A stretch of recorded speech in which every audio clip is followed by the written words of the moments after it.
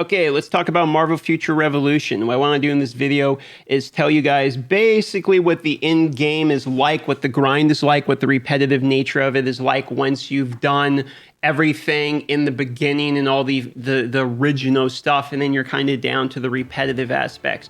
Now, I've been playing this game since the launch of game. I have over 1 million power on my main character. I've got almost every character to level 100. I got a couple of the finish here at the bottom. I've spent over $3,000 on the game at this point, and I run an alliance. And you know, I more or less, these are qualifying statements to let you know, like, I've dipped my toe in the game a pretty good amount by this point. Okay, and I think I have, in my personal opinion, a decent opinion on how to play the game enjoyably, as well as what the in-game psycho is like. And I kind of want to share a little bit of that to either people who are just starting or people that are looking into this game when it goes into global launch. And I kind of want to give you guys basically how you should look at the game and how the game is going to be enjoyable and what parts are not enjoyable and how to get the most out of that. Okay, so that's sort of what the point of today is going to be. If that sounds interesting, let's get into the video. So let's talk about the most obvious things first. What is your in-game daily routine going to look like? Okay, for me, and it really depends on what you like to do, but for me personally, my in-game routine is very simple. I log into the game. For me, it resets at 9 p.m. It's going to reset at like 1 a.m. EST every day, it seems like, for the mega server anyway. And then I go and I do my dailies. Now, my dailies are going to be checking into my alliance, donating my 100,000 gold, right? Because you need to do that, help the alliance grow. You can see we're level 8 and we're growing here. I go and I check my join requests. Okay, no one's joining at the moment. We need to recruit more players. So now all I got to do is go, okay, well, let me check my daily activities, because you have your daily challenges. So you're going to do your 7 daily random challenges here, which is going to give you the 30,000 gold or whatever. You have the rewards that are going to be here, which are pretty much just going to happen just by playing the game. You don't really focus on those. Then I go and I do my blitzes. For instance, I go down here and I do the Command of the Tyrant blitzes, and I do all 3 of these because I'm trying to basically get my badges, and these are where I get the majority of my badges. If you go here and you look, most of my badges are from that guy, and I just farm my badges that way. So it seems to be the easiest way to do it, though they nerfed badge drop rates, it looks like, recently.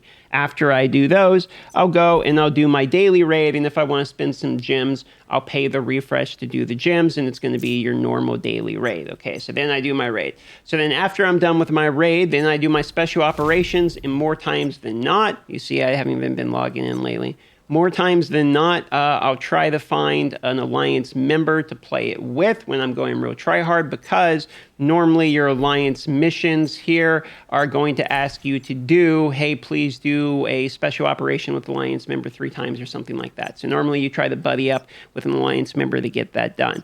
Now, if you like doing Omega Wars, when the Omega Wars show up, you can do 2 of them.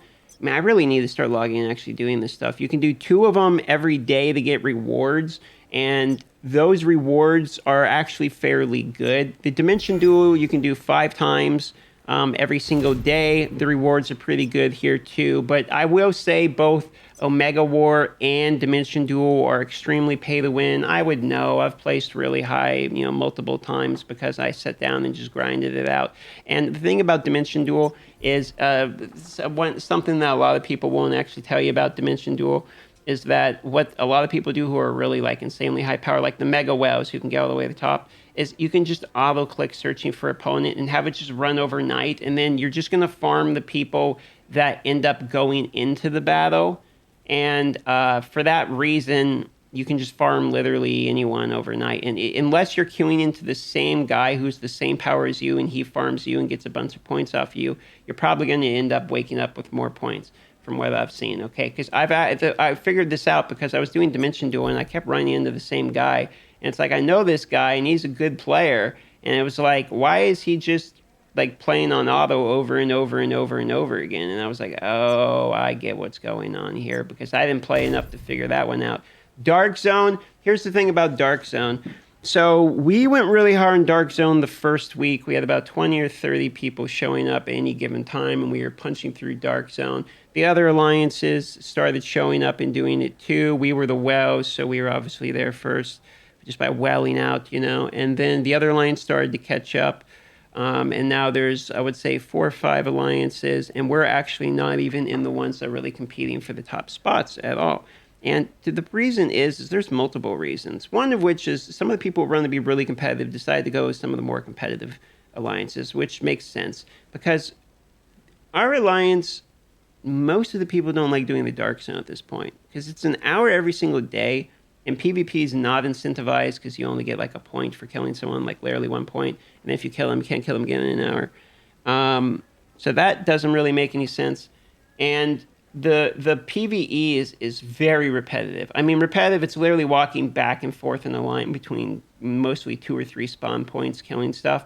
So if you want to, there's an hour every day, and you can do this, and what you'll get if you do the weekly rewards. I'm not doing it because honestly, I just find it boring. I mean, I just find it honest to God tedious, but the rewards are good because you get chances to get these Dark Zone battle badges, and these tend to be the best PvP badges in the game. So it is a snowball effect where it's like you want to kind of well your way to the top, go up there, get into one of the best alliances, farm the Dark Zone, get the battle badges, which makes you stronger in PvP. The thing is, in this game, there's only so far of a ceiling you can get, okay? There's only so far of a ceiling you're going to be able to get in your power. So it's a little bit of a trap because unless you're trying to max out every character to like their absolute maximum power and then do the squad rank thing where you get your squad rank to all the way to 300, which again, squad rank caps at 300. So again, there's a limit. Eventually, everyone's going to have one max character. So what I'm realizing as a mega whale, Kraken, whatever you want to call me, because I spent, a mouth-breathing amount of money in the first month of launch, is that you don't need to spend money at this game literally at all. I mean, this game is more than likely the best played free to play and as kind of a competition with yourself to see how hard it is and how far you can get because there's a limit on your. I mean, obviously you can reroll gear and all that, and you can get better Omega cards and all that stuff. And yeah, there is some Omega cards and sets and all that shit that you're only going to get from paying money. There's still a cap. Like at this point, you've seen my videos of me spending like $200, $500. And in those videos, I'll literally say, well, I got literally 0 things out of that was beneficial other than just food fodder to level up to crunch another piece to reroll something. Complete 100% waste of the money. And on top of it, at a certain point after you spend, which sounds like a ton of money, but trust me, in these mobile games, it's really not, like a couple $1,000s, especially now with the new pack offers, spending money is even worse, that there's not really anything to buy that's efficient at all. I think most Krakens would probably agree with this. You can buy your weeklies, your monthlies, and then at that point, it's not really appetizing to really pull it all. And at that point, it's just grinding the game for your Dark Zone battle badges is really what it comes down to, and then grinding the game for your Sin Particles. Because the other part is, so that's how badges work, all right? If you want PvP, you're going to be grinding your Dark Zone. That's the end game. Grinding Dark Zone, which, to be honest, a lot of people, myself included, find completely boring. Maybe it'll be more interesting when more people get in there and all that, but the problem is there's a limit on how many people can even be in there anyway, so it mostly comes down to 1 alliance per territory, and you just sit around farming. It's just so boring. So then the other part, that's for your PvP badges. If you want to go PvE, it's super easy because most people that once you get to the higher powers anyway, you can just farm this guy by yourself. I mean, most people can just solo Maestro, even not on auto. I mean, I can auto him, but on manual, most people can solo Maestro anyway because you have to be him to complete the campaign. And then he drops some of the best badges anyway because of the set bonuses for the PvE. So you get where I'm going with this. For PvE, you don't even have to compete in PvP, which means it's really not efficient to spend any money at all because a lot of the good cards and stuff are 100% free to play friendly. Like you can go farm the Loki cards and stuff for set number 6 to get crit damage and crit rate and stuff, and you don't need to spend any money for that. And then you can just farm the Blitz badges, and you don't need to spend any money for that either, which is why when I was like 1 million power, there was plenty of free to play people at like 800K, 900K, and in that gap, that little gap cap is what you're paying for. So this is where the mentality part of this video comes in, which is that 100%, if you're considering playing this game, totally should. Well, you should totally play the game. The game is great. Okay, the game is fun, the game is enjoyable. However, you should play it free to play, because if you play it as a well, what you're going to do is blow your way through content, which I can tell you myself I did. And then once you've blown your way through the content, and then you get to the end game, which the end game is fun enough if you're free to play because it's going to drag on forever. But when it comes to a well, you get down to like well out on most things, and then you're looking for just the last key piece. And the last key piece is always inefficient to well, so you can't really well for it anyway if you're that type of person. And it's going to come down to SIM particles, which come down to special operations, etc. And you saw my special operations rank, which is why I have no SIM particles, because I just haven't been doing those at the moment, because honestly I've been focusing on my main channel for Raid Shadow Legends and stuff like that at the moment, because it's just honestly more financially beneficial for me to do that right now. The Marvel channel is doing well, and I love the Marvel game, but I've just been juggling. I only have so many hours in my day, so unfortunately I'm sorry about the lack of videos lately. But this is the honest to God truth of where this game breaks down the late game. It's not a bad game. This isn't me saying the game is bad late game, but this is the repetitiveness of the grind. It's if you want to do PvP, it's really even more grindy. If you want to do PvE, I say it's more enjoyable, honestly, because the raids are fun, the blitzes are fun. I think if they add more PvE type of stuff in the game, it'll be great. You could argue that the Dark Zone is in fact PvE content, because PvP is not viable for terms of points. It's really a huge pile of people all attacking bosses. And yes, that's true, but it's really just swarm, like a blitz of people all just running and shooting one boss. It gets deleted instantly, you get 20 points, you go to the next one. It's not what I would consider different or challenging in-game I don't think there's any top alliances or top players I would think that would argue that Dark Zone is challenging. I would think most players play it on auto. In fact, there's even a strategy where people who don't want to fight other players, they just set it to villains, and then they take all their skills off their skill bar and just put it on auto, and then that way it would just attack, creatures, and everyone will just attack creatures only together. So, there's some...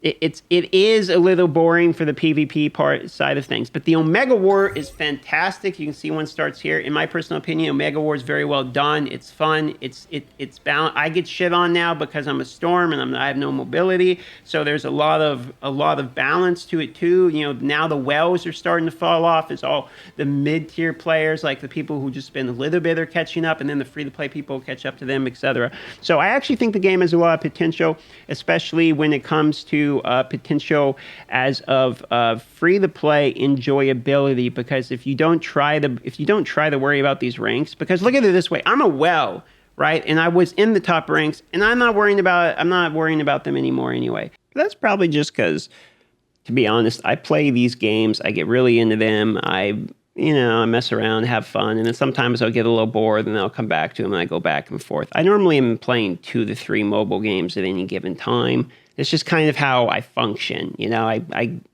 function off hype, for a lack of a better word. And so I'm kind of waiting around for global to see what happens, and I think my next move is going to make a free-to-play account on the new global server and trying it out free-to-play, because now I've had the experience of trying it out from the beginning, as an overinflated powered person. You've seen the videos from the beginning. And it's going to be interesting to see what it would be like to compete on a brand new server from a free-to-play point of view. So that way I can be in a unique perspective to see from both angles, the top and bottom per se of the game. And I think that's probably the next plan. And I'm going to do that because what I try to do on this channel is, on this DM Marvel Future Revolution channel in particular, the whole goal is just to become as knowledgeable about Marvel as possible and use that to try to describe to you guys information, facts, and, entertainment about the game. So that's the goal on this channel. And that's what I'm going to stick to. And if that sounds good and you would like to see more of just that type of content, subscribe to this channel and you'll see more of that. Love y'all and have a great day.